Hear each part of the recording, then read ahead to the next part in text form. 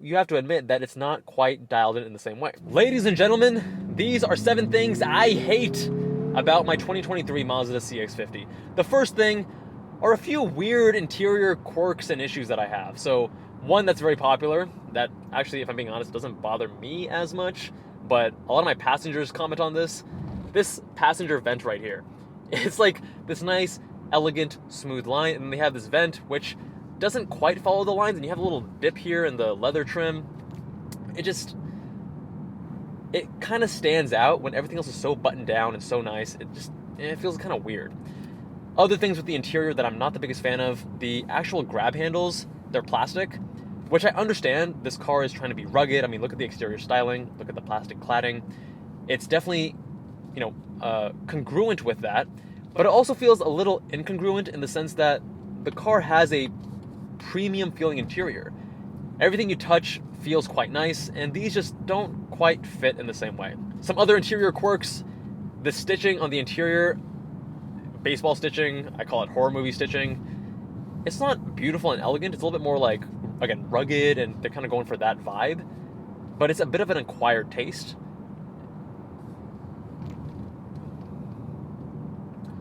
Also, the wireless phone charger, I have issues with personally. It doesn't work with the 14 Pro because the 14 Pro has this really massive camera bump on the bottom. So it doesn't lay even with my case off, by the way, because you guys might be saying, hey, take your case off. I've tried, it doesn't work. However, we recently tried an iPhone, I don't know, it was maybe a 9 or 10 or something that had a much smaller camera bump, no issues at all. So for whatever reason, the certain phones that have certain size camera bumps, the wireless charger is just not going to work well. Now, while you might blame the phone and say, hey, that's the issue, I will say I have been in other vehicles that can charge my phone in the case with the camera bump, wireless charging without issue. And then the final thing in the interior is actually the consistency of metal. Now, this metal here is like a matte or satin gunmetal gray. Then you have this vent over here, which isn't quite chrome because it's not a mirror finish, but it is reflective and shiny enough that on a sunny day, the sun can hit this in such a way that it bothers your eyes unless you're wearing sunglasses. And then over here, you have some chrome, and I wish there was a little bit more congruence with the metals. And again, I'm super nitpicking here because, by the way, guys, I own this car. I love this car. I mean, this specific vehicle is from Mazda. They're giving me a loaner here in San Diego, so big thanks to them. But I have the same trim, just in different exterior color, different interior color, back home, which I've owned since November of 2022. Thing number 2 that I hate about the vehicle, which might actually reflect me not being as great with newer vehicles because I'm used to, my 2013 Scion FRS and such. Well, I sold that and now have a 2022 GR86, but anyways, cars that are less advanced is the behavior of things like remote start, right? So the remote start, when you open the door, it kills the engine, and then you need to start it again. So like, let's say I'm at the gym, it's a hot day, I do remote start 5 minutes before I go out, and because I want to cool the car. As soon as I get into the car, the engine dies, and I need to start it again, which is not a big deal, and maybe that's there for security, but I don't know, just something that I think is a little bit of friction that I wish wasn't there. The other thing I sometimes get tripped up on is the behavior of the locking mechanisms and like the various doors. So if the doors are locked, let's say only the driver's door is open because you just got in, and you stop the car and you want to open the trunk, it won't open the trunk. Even though I'm pressing this button here from the driver's seat, I'm sitting inside, I'm pressing the motorized trunk release. Because the doors are locked, it will not open it, which I think is kind of silly. Like, it should just automatically unlock and open that when I'm pressing the button from the inside. Again, super minor complaints. I still love my Mazda CX-50, but I want you guys to know, eyes wide open, what are the small little things here or there that might bother you. Item number 3 is the seat comfort, which honestly I don't have a problem with, but a few people have commented that it's a bit firm for them. I am 6'1", 170 pounds, and more of a leaner build, so it doesn't bother me. And I'm wondering if you have a different body shape, body size, that you may have greater problems with the seats. I actually drove it from near Sacramento, where I actually bought my vehicle, all the way to Las Vegas, which was roughly, like 7-8 hours, and I had no issues with ride comfort. But keep in mind, I'm used to driving my GR86 and sports cars, so maybe my tolerance is different. The other thing about the seats is that it has this center strip in the middle, which some people say feels like a credit card in their bum, or maybe that was James from Throttle House that said that. And I never feel it personally. I bought the car in the winter, and I thought that maybe because I'm wearing multiple layers, that's why I feel it. But even now in warmer months, when I'm wearing just shorts and a t-shirt, I don't feel it. It totally disappears. Item number 4 is the Pano sunroof. Now, the Panoramic Sunroof has this bar that runs across the middle, which is unfortunate, but not a huge deal, right? You get it, it's like structural rigidity, all that stuff, whatever. You still have a pretty large, piece of glass in front and behind it. Looks nice.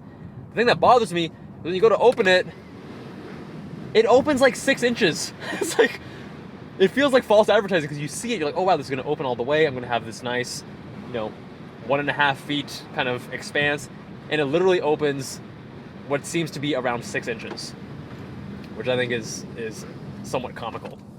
Item number 5 is actually the wheels.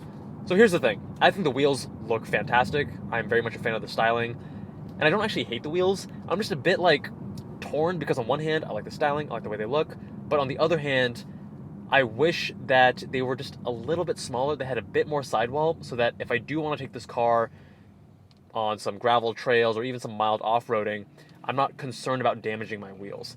Can you fix it in the aftermarket? Sure, but it'd be nice to have good-looking wheels that are also somewhat functional straight from the factory on the highest tier. But keep in mind, that's with the higher trim levels, and with the lower trim levels, you can get the smaller 17-inch wheels. I don't think they look as good personally, although they are more functional. They have this multi-spoke black design, which I'm not as big of a fan of. Oh, yikes.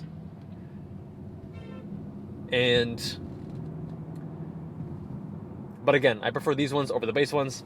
Something you could change in the aftermarket if you cared enough. I don't care enough, so I'm going to leave mine stock.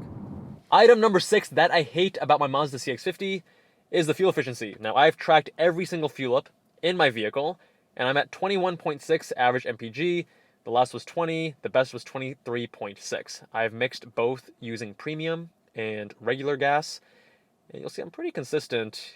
I was using premium for the first several months, and only about maybe a month or two ago have I gone with regular, which hasn't changed the fuel efficiency all that much. It's maybe dipped maybe 1 or 2, if that. And if I'm being honest, it doesn't bother me that much. I'm used to driving other cars that are also around low to mid-20s. But keep in mind, I do drive pretty aggressively. I drive like a hoonigan. So you'll probably get better than 21.6, unless you drive like an idiot like I do.